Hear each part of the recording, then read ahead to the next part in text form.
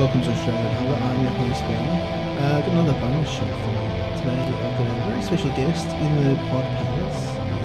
The Pod Palace? Yeah, Sim and I like him. I just christened him. Sim and I are being a little bit sarcastic about the state of things.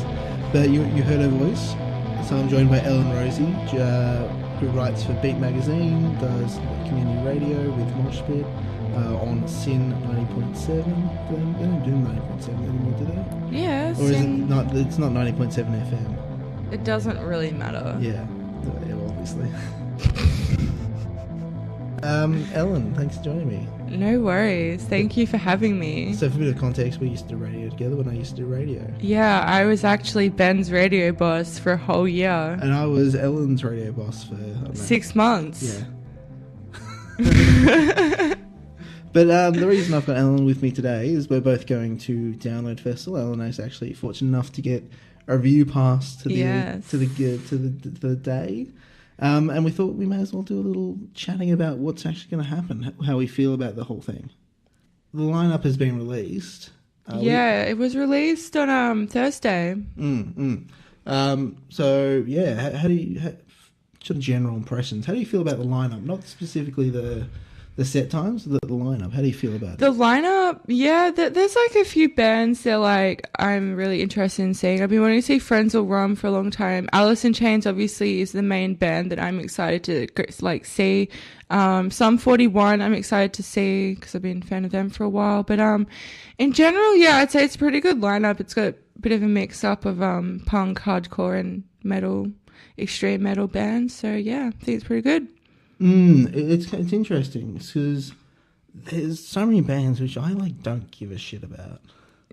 Like probably all the ones that I'll be going and seeing. quite possibly. But I'm just amazed. I think it was probably the same last year, but I don't know if it struck me. But amazed that the bands, I'm just wow, I just don't care about a lot of these bands that are playing. Well, actually, New Year's Day that got added recently, I wanted to see Andy Black, and he actually dropped out of the tour and he got replaced by New Year's Day. So, I mean, it's kind of a little bit annoying or disappointing when you see one of your bands that you like on the lineup, but then they drop out. I mean, obviously the headliner, Ozzy Osbourne, dropped out, so... Oh, right. Yeah, I totally forgot about him. Did you actually? Yeah, I did. So no one replaced him? No, there was no replacement. Ozzy Osbourne was set to be the headliner, and because he was sick with pneumonia, the doctors, although he got over the pneumonia, the doctors said that he needed to rest in bed for 6 weeks and not to do any touring. So that's why he dropped out, and Download Festival offered...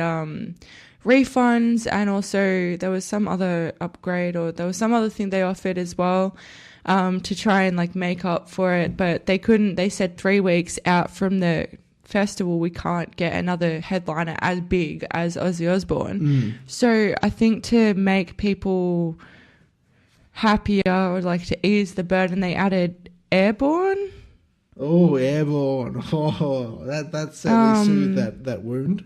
But they I'm pretty sure it was Airborne that they added. Interesting because it's a band in the middle of the day when most people are still not there. Yeah, but they couldn't find a replacement for Ozzy Osbourne 3 weeks out. I mean, I'm a little bit disappointed, but a little bit don't care, because we saw Ozzy Osbourne last time he was here when he was playing with Black Sabbath for the End tour. Yeah. And he is not all there. He was... So I'm not the biggest Black Sabbath fan. I went because my friend was into Black Sabbath and I agreed to go with her. But I thought that he was like off pitch, like he was out of tune for at least the start of the concert. He got better as it went on, but I thought at least the start it didn't sound the greatest. But I mean, like he got better. Yeah, Obviously. like, it was fine in terms of the thing because, like, you know, it's Black Sabbath, whatever. But like in terms of him, like you could see he was concentrating very hard on the lyrics that were popping up on the screen that he was looking at. Oh, really? Yeah. Well, I was in the stand, so I couldn't see that. Yeah, well, I couldn't see it anyway, but I could see that he was looking at something. Were you in the stand or were you on the floor? Yeah, I was in the stand. Oh, okay. Yeah, I was in the stand. Yeah, I was pretty far back. Yeah, but like with some of those older singers, I think. So I don't know about this specific concert, but Judas Priest, for example, they have I know that Rob Halford, at least at whatever general stuff he does, he certainly has like some sort of screen that shows in the lyrics. I didn't even know that. Yeah, so I can remember it. Well, which I don't have a problem for in general, but yeah. like Ozzy Osbourne specifically needs it quite desperately. I think Rob Halford could probably get away with it. The thing I didn't like about that Black Sabbath concert actually was that they had like a 10-minute drum solo. I love the drum solo. Are you serious? Yeah, that's great. No, it went on for too long. Yeah, I thought it was awesome. It went on No, it was too long. It went on for way too long. Did you know why it was there for? So that the others could have a break? Yeah, because they're old. Why didn't they just have an encore? But it was during the middle of the show. Yeah, I know, but talking about like old singers, I saw Roger Waters from Pink Floyd last year, about a year ago, and I don't think he was reading off anything. And he turned 75 like last year, I think. And he was still great. No, yeah, it's really cool. So like I want to go through a couple ones I want to see. Yeah. So like in terms of the big ones, obviously there's Alice in Chains, Judas Priest, Slayer. Big ones I want to say. In terms of the other sort of late people who are playing, not really anyone, but we go back a bit. I guess I'll see Anthrax just cause, but I don't really care about Anthrax. I was just about to plug Mosh Pit for a second. I was just about to be like, if we ever interviewed them on Mosh Pit, check out our podcast. Yeah, well. I'm too used to doing Mosh Pit at this point. The fact that we got an interview with them for the show demonstrates how kind of low tier they are as a band. Not necessarily. Slayer is not doing an interview with Mosh Pit. Metallica is not doing an interview with Mosh Pit. Megadeth is not doing an interview with Mosh Pit. I guess. Yeah. Like it's. We have actually interviewed a whole bunch of these bands on Mosh Pit. Actually, probably not like a whole bunch of them, but like a few of them. We've interviewed... Aversion's Crown. Eat Your Heart Out. I interviewed them. I got an interview request. I've interviewed Ruins. I got an interview request for the beautiful Monument. I interviewed Justice for the Damned. Yep. Stefan. High Tension. Yeah, High Tension. Stefan may have interviewed Devilskin. I'm not sure, but definitely saw them. Maybe Hailstorm. Luca Brasi. Luca Brasi. Airborne we've done. Anthrax, a whole bunch of these bands we've actually interviewed before. Isn't that funny? Yeah, it is funny. But like, not surprising given the nature of the show. But yeah, like I think it speaks to the fact that Anthrax is not quite there in terms of being like a massive band like some of the other big thrash bands are. Yeah. Like, it's fine. Like, big bands getting to do interviews with us. It's not like a mark of shame. Or did interviews with, I don't know, the past and the past. I'm not part of my show. Yeah, well, I did an interview with Killswitch Engage, and I'm not a massive fan, but I was told that they're pretty big. They are big, but not huge. So, Slayer, Judas Priest, Alice in Chains... huge. Yeah. Well, I guess like bands would get to a point where they wouldn't do an interview with a community radio. However, Beat Magazine, who I write for, has done interviews with Foo Fighters, and they've done interviews with Bring Me the Horizon and Korn. So even Beat, which is... Well, Beat is higher tier than... Beat is higher tier, but still it's not the highest tier. Yeah, but like in terms of music publication in Australia, who else are you going to go to? There are a couple others. Yeah, there are like a couple others. Beat's pretty big up there.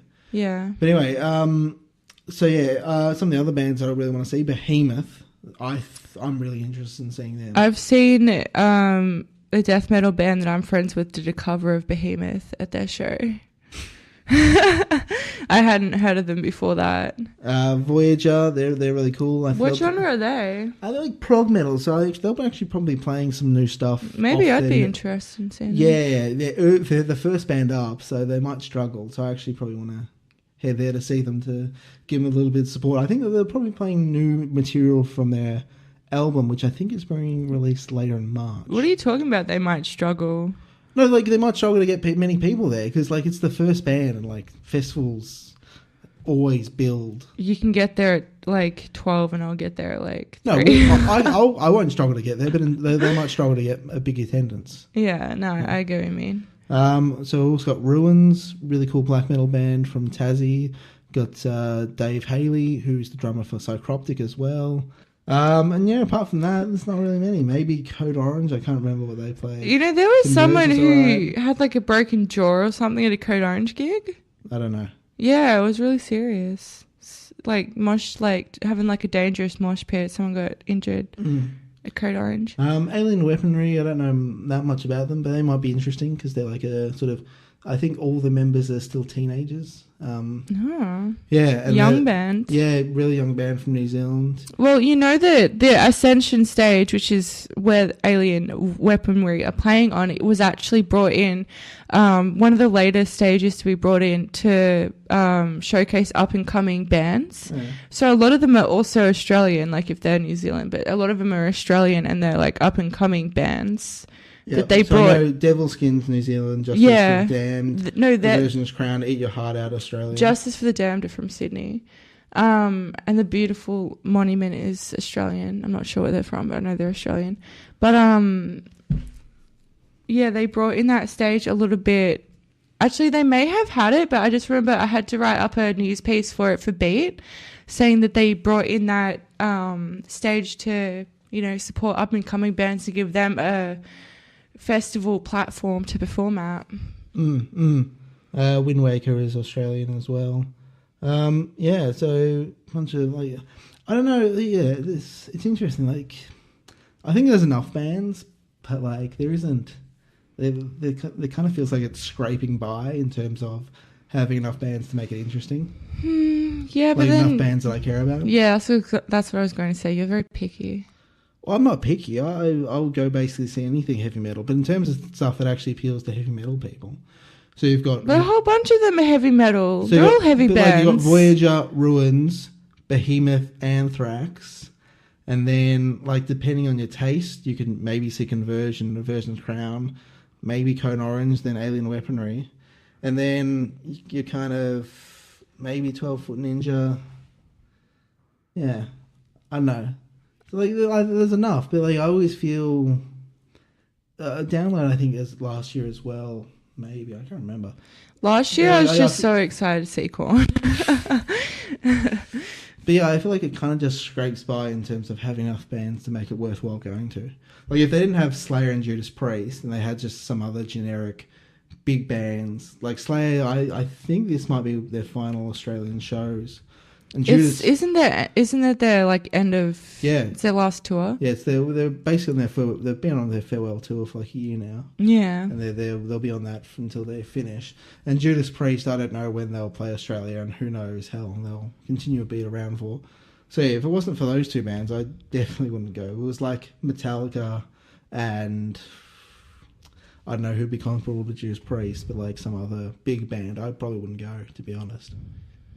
Not a Metallica fan. No, not a Metallica fan. I'm sure it'd be a good show because they're a premier band. Yeah, but I have listened to a little bit of Metallica, but I was told that they were one of the big 4 thrash bands. That's what I was told on Mosh Pit. They're basically the biggest heavy metal band in the world, really. Yeah, but I'm not extremely into metal, as you know. Sounds kind of weird being on a metal podcast.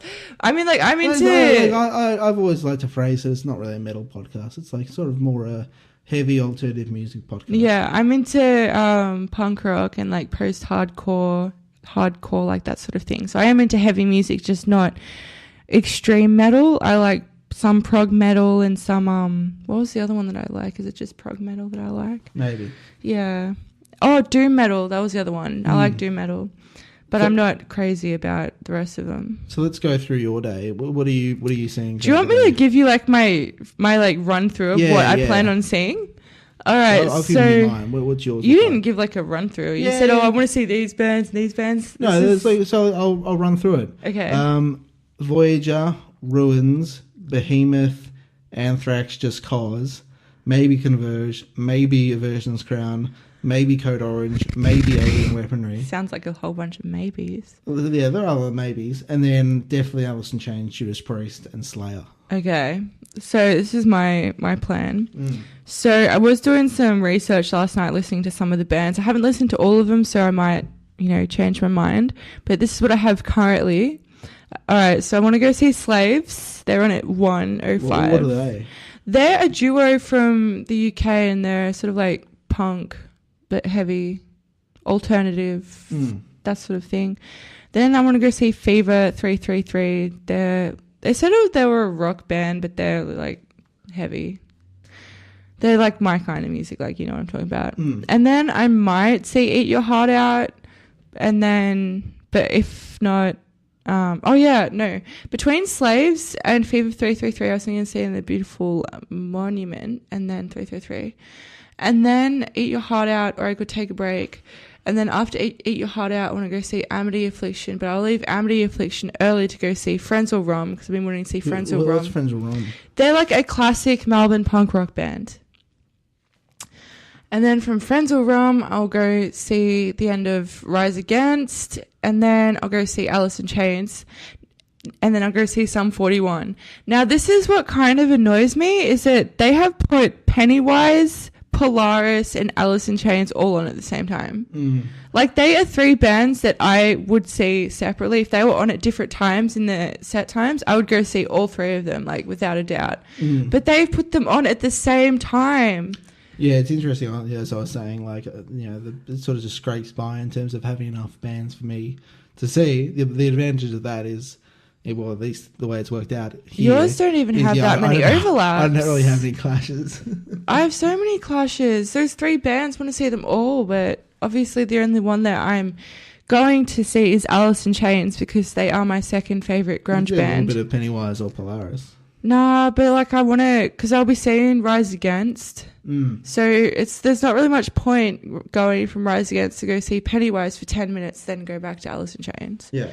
So I'll just go from Rise Against to Alice in Chains, and then, yeah, they are my second favourite grunge band of all time, and I have wanted to see them for a really long time, even though their original lead singer passed away and they have a new lead singer. I know, it's so sad that they've got someone who sounds exactly like him.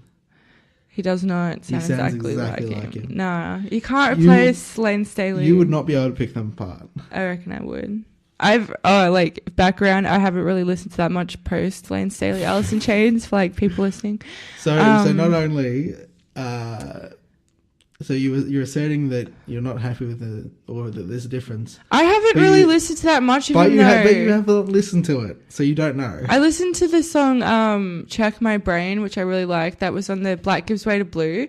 But I haven't listened to the whole album. Like, I plan to listen to it, but I thought it was like sludge metal. I don't listen to sludge metal. I want like the grunge music. It's basically the same. I love It's just a little bit heavier. like that. I just love all of the Alice in Chains, Lane Staley Except stuff. for the ones you haven't listened to. I love I just said Alice in Chains, Lane Staley stuff. I love it. And then Sum 41, I really want to see them because they're like classic pop punk. Yeah. And then really after Sum 41, I'm not a major metal fan, so the three bands that are on are Slayer, Ghost, and Hailstorm. Hailstorm isn't like that heavy metal. I thought they're more rocky. You know, a lot of people are upset that they put Slayer and Ghost on at the same time. I hadn't even heard Ghost before. They're alright. Like a lot. It's funny that one of the podcasts I listen to, actually, one of the podcasts who I'm hoping will be on the show soon, the guys from Besogum.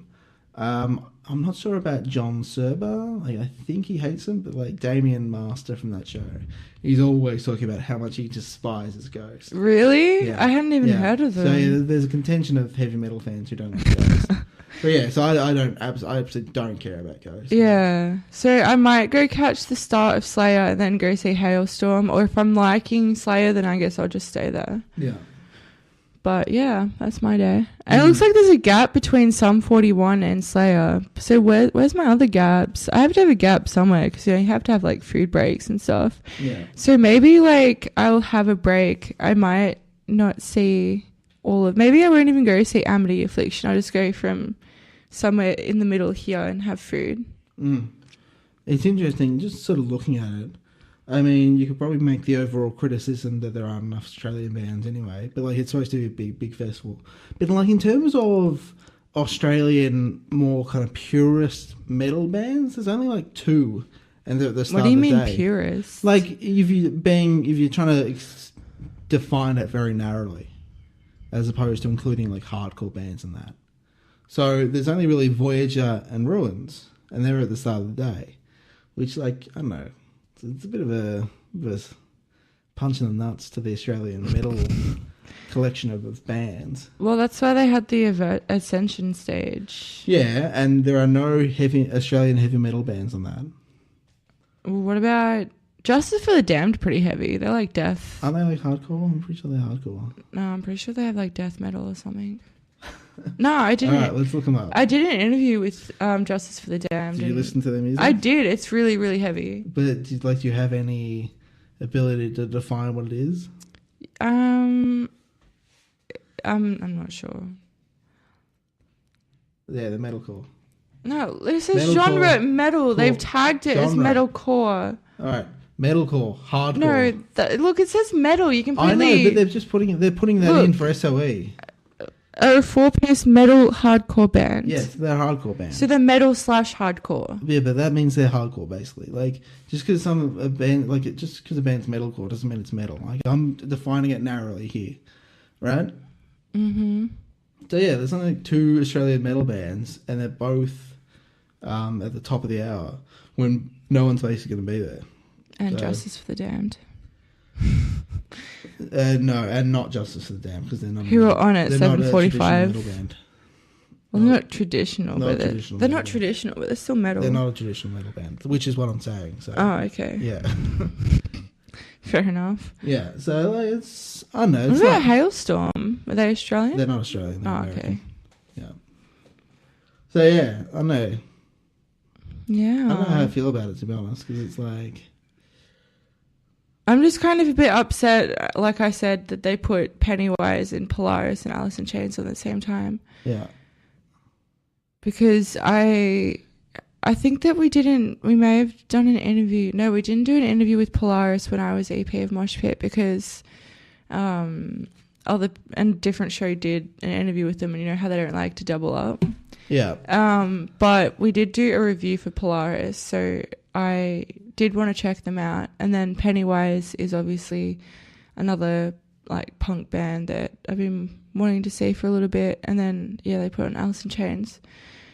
I will be excited to see Voyager on the red stage. So that's one of they've got the 2 massive stages at the front, sort of designed for the biggest bands. Voyager on one of the big stages, that will be very cool. It will be very cool to see like a prog. I don't know, like this sort of vein of prog they're in, like they're sort of slightly djenty influenced, very modern prog, but nonetheless, really, really cool to see a prog metal band up there. Yeah.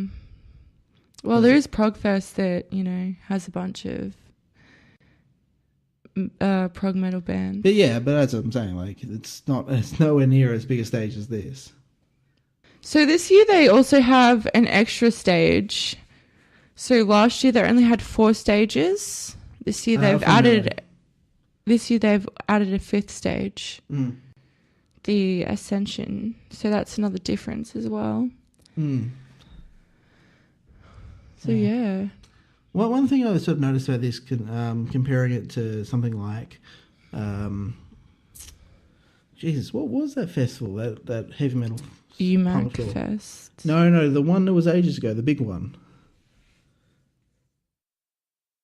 Remember the one in Brunswick. No, the big one, Ellen. The one that got cancelled. It stopped running. Soundwave. Yeah, so the Soundwave. So Soundwave, like I felt So they did a very good job, or at least sometimes.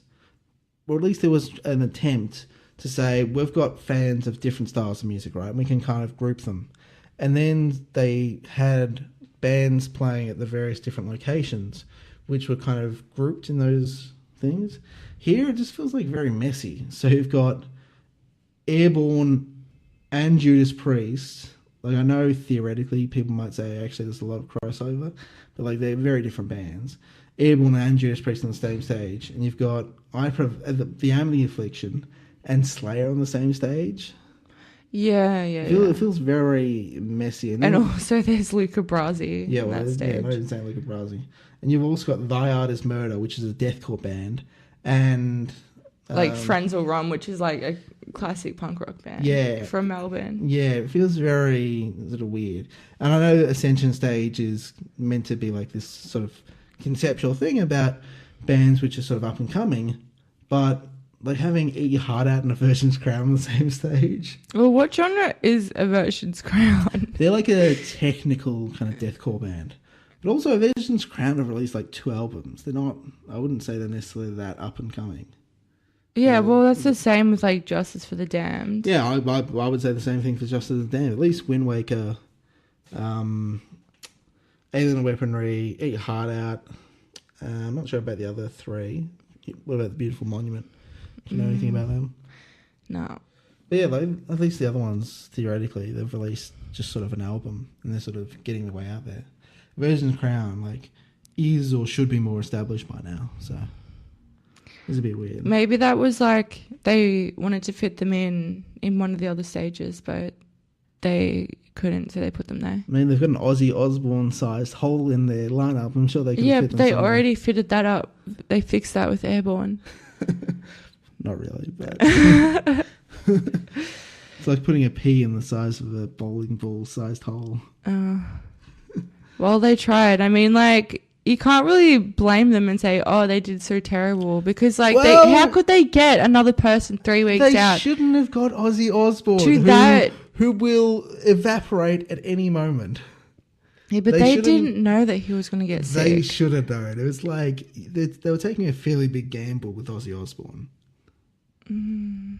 I'm actually disappointed because I wanted to see him, just for the fact that I've seen Black Sabbath and I've heard some of his solo songs. I thought it would have been kind of cool to see him. I don't think who cares if you've already seen. Pretty sure it's his. He's trying to retire. Like yeah, they're all trying to retire. They're dying soon. But like, who cares about Ozzy Osbourne? Like without Black Sabbath, to be honest, like he had a couple hits. Everyone wants to see Crazy Train, fine, but it's not.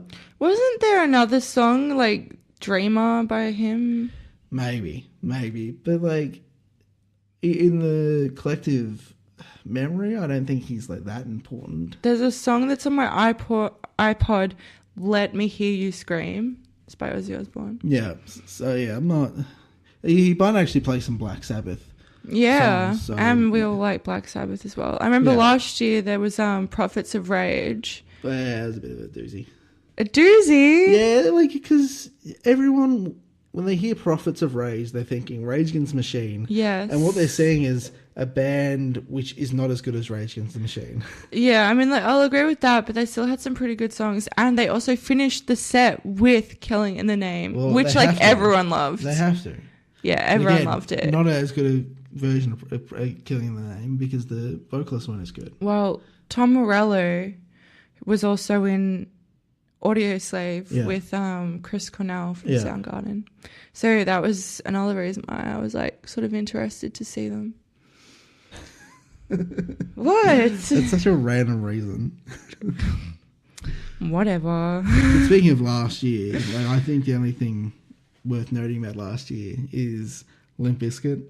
So I'll tell you what. I'll tell you something funny. Last year I had a photography pass, so for the first 3 songs of any band I could be taking photos.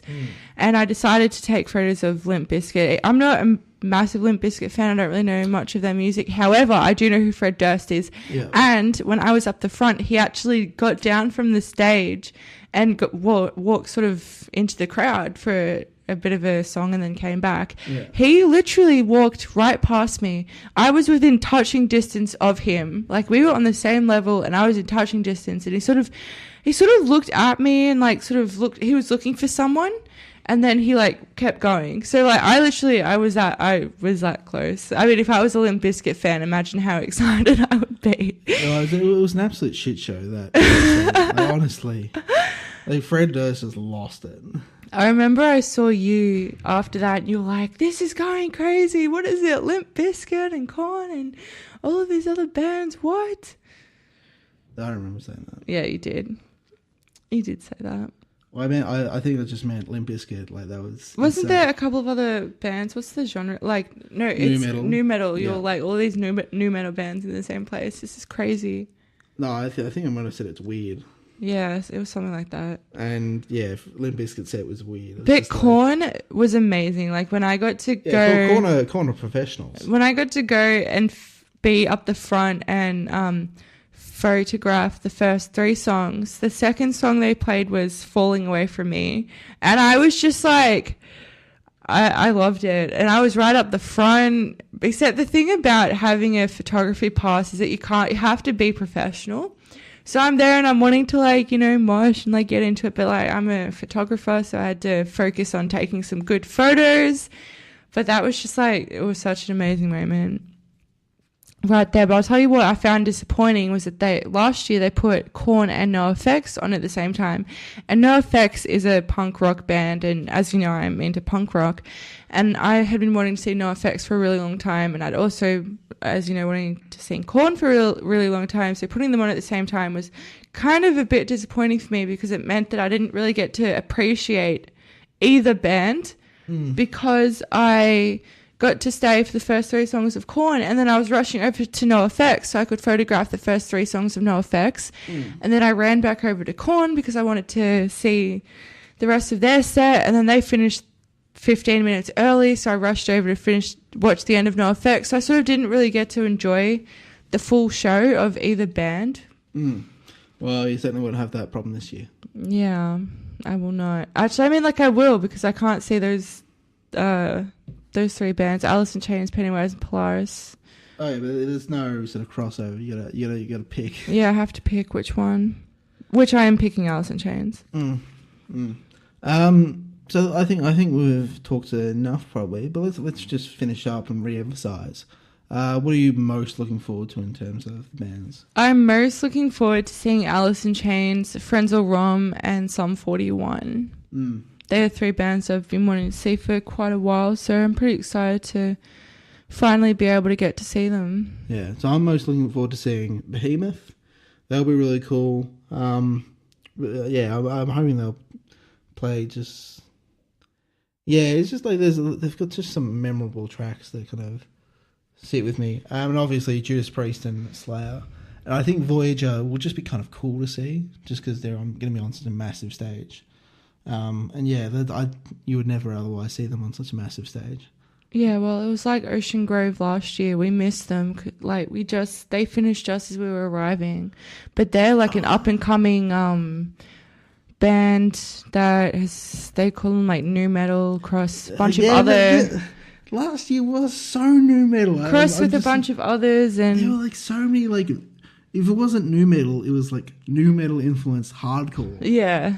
Really weird last year. Really weird. It was so retro in a lot of ways. Yeah. Anyway, so we're going to record another podcast episode after the show to give our thoughts. This is the pre-download podcast, and then we'll do the post-download podcast. Download preview. But Monday the 11th. It's Labor Day. Yeah, day off. That's why they put it on a Monday. Actually, I didn't think that I was going to be able to go, because I thought with my new job I would have to work on Labor Day. And so I was like kind of a bit upset that I wouldn't be able to go. But then I found out that I didn't have to work that day. So now I'm headed. And it's at Flemington Racecourse, which is where it was last year as well. Yeah, it's a bit of a weird venue. They made a spelling error. Shouldn't that be an S? So this, I was actually noticing it they've got the 12 p.m, 1 p.m, 2 p.m, 3 p.m, but they've actually missed out on a digit for the 2 p.m. So yeah, this seems they've not gone through enough spell checks or Yeah. reviews. But anyway, so yeah, but I'm definitely not that much looking forward to Anthrax. Anthrax can... You said you were going to go see them anyway. Yeah, I probably will, but like Anthrax, you're one of the worst thrash bands. Oh my god. Yeah. I don't know. Like people like them. People Tisk, tisk. People are Anthrax fans. I don't get it. But anyway, Because everyone's, you know, when you listen to music, it's very subjective. Everyone But likes Anthrax- different things. I could say so a lot dull. of bands that I hate or musicians I hate that I don't understand why people like but they're them. playing thrash metal, yet they're still dull. So I don't get it. But anyway, we'll return to you after the festival. Yeah, we'll do. Bye. Thanks for having me.